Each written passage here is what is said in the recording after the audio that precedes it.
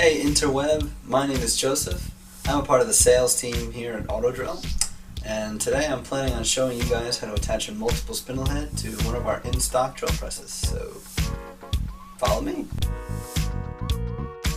These are all the tools you'll need to attach a multiple spindle head to the drill press. A hammer, a 13mm open-end wrench, an 8mm Allen wrench, the multiple spindle head's driver, the multiple spindle head, obviously.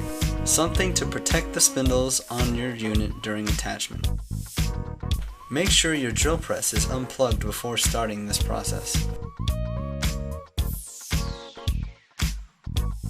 First, lock the driver into the drill press with the hammer.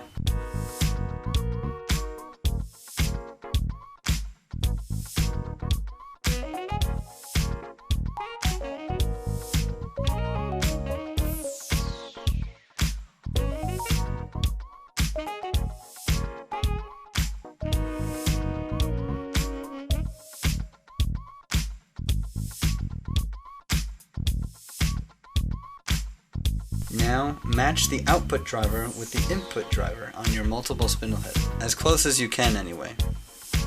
Then slowly raise the table. You may need a second person to turn the belt until the unit clicks in.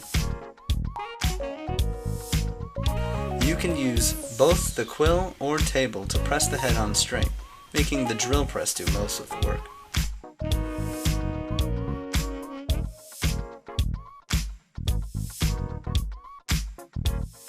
Using the 13mm wrench, tighten the bolt on the adapter clamp very tight.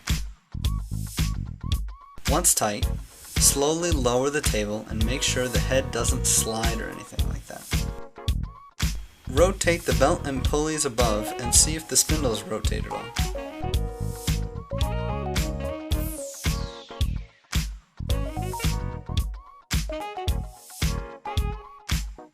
Once attached, you are all set to drill with your unit.